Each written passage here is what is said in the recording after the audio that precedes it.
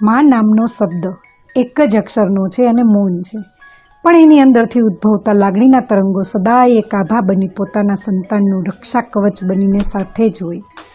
આ શબ્દમાં એટલી તાકાત તો જરૂર છે કે ખાલીપા જેવા રણમાં ફક્ત માં શબ્દ ભળે તો મમતાનો મેરામણ ઉછળે. માં એટલે ખારા રણની મીઠી વીરડી. માં વગર આ દુનિયા અકલ્પનીય છે. શ્રી કૃષ્ણના જન્મ સમયે પણ પહેલાં એક નાની બાળકી જન્મી, જેને બધા ભલે મોહ કે માયા ગણે, પણ ગિરધારીની રક્ષા કાજે એણે પોતાનો જીવ જોખમમાં નાખ્યો જ હતો. દુનિયામાં હરેક શબ્દની પરિભાષા હોય છે, પણ માં, તારી પરિભાષા તો તારી હાજરી કે ગેરહાજરી બેયમાં સમજાય જ જાય. માં વિના સૂનો સંસાર. આ દુનિયામાં તમામ સંબંધો મતલબની સાંકળે જોડાયેલા છે. ફક્ત આ એક જ સંબંધ નિસ્વાર્થ દોરથી બંધાયેલો છે. દુનિયાના તમામ સુખ એક ત્રાજવામાં હોય અને એક તરફ માની છબી હોય ને, તો પણ ત્રાજુ એ તરફ જ નમે.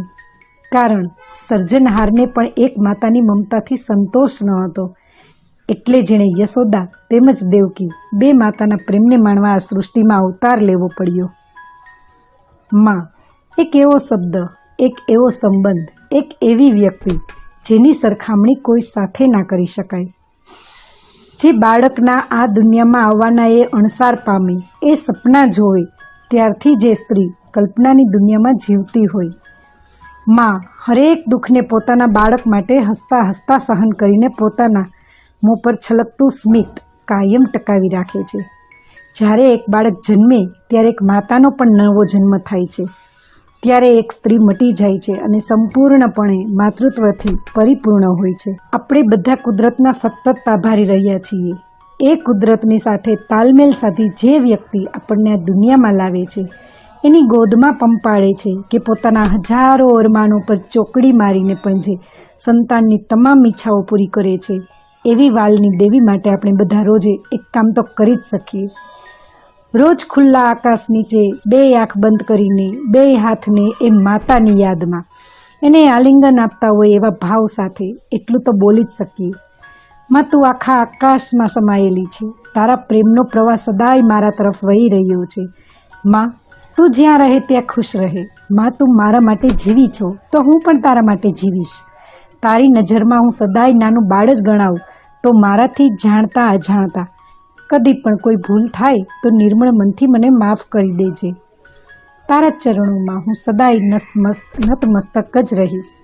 તારી અમી નજરનો ધોધ મને તારી યાદોથી તરબતર અને આશીર્વાદથી તૃપ્ત કરે, એવી હૃદયમાં રહેલી અભિલાષા આજ હું વ્યક્ત કરું છું.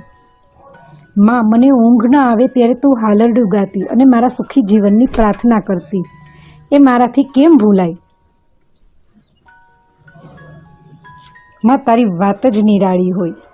તું જ્યાં હો ત્યાં સુખ સમૃદ્ધિનો સાગર ઉમળતો હોય. દુનિયાનો દરેક ખૂણો ફરીને ભલે આપણે ઘરે આવીએ, પણ જ્યારે માના હાથથી ભરેલા પાણીનો ગ્લાસ મળે ને, ત્યારે એના જેવું અમૃત બીજું કોઈ જ નથી.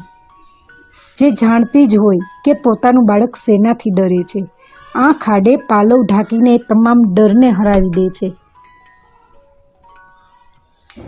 અત્યારે જ્યારે જમાનો બદલાયો છે, ત્યારે દરેક તકલીફ, મુસીબત અને લડાઈમાં સંવાદથી સમાધાન થાય છે. ત્યારે માં એક જ એવી વ્યક્તિ છે જે પોતે નિર્દોષ હોય તો પણ મૌન રહીને હરેક સંબંધ નિભાવે છે. પગમાં પહેરેલા બ્રાન્ડેડ પગરખા થકી અત્યારે માણસના પદની તમે ઓળખ કરી શકો કે કેટલું કમાય છે, પણ માં જ હોય છે જે ઉઘાડે પગે ભર બપોરે પોતાના બાળકની આંગળી પકડીને શાળાએ મૂકવા જતી હોય. એ માનું પદ કોઈ ના લઈ શકે. માં વિનાની સૃષ્ટિ કે વાદળ વગરની વૃષ્ટિ બે સંભવ જ નથી. માં એટલે પ્રેમનું આખું પુસ્તક, જ્યાં શરતો ન હોય, જ્યાં ભેદભાવ ન હોય, જ્યાં ઊંચ નીચ ન હોય અને જ્યાં વહાલા દવલાની વાતોને અવકાશ જ ના હોય, ત્યાં એક જ જ્ઞાન પીરસાય, શુદ્ધ અને સાત્વિક પ્રેમનું જ્ઞાન. નિયતિને પણ વર્ણન નહીં ફાવે શબ્દોમાં, નિયતિને પણ વર્ણન નહીં ફાવે શબ્દોમાં, તું તો ઈશ્વરનું વરદાન છો માં. તારા વિશે શું બોલું હું પામર જીવ, કે તારા વિશે શું બોલું હું પામર જીવ. ભૂતકાળ, વર્તમાન ને ભવિષ્યમાં તું તો કોટી બ્રહ્માંડ છો, તું તો કોટી બ્રહ્માંડ છો.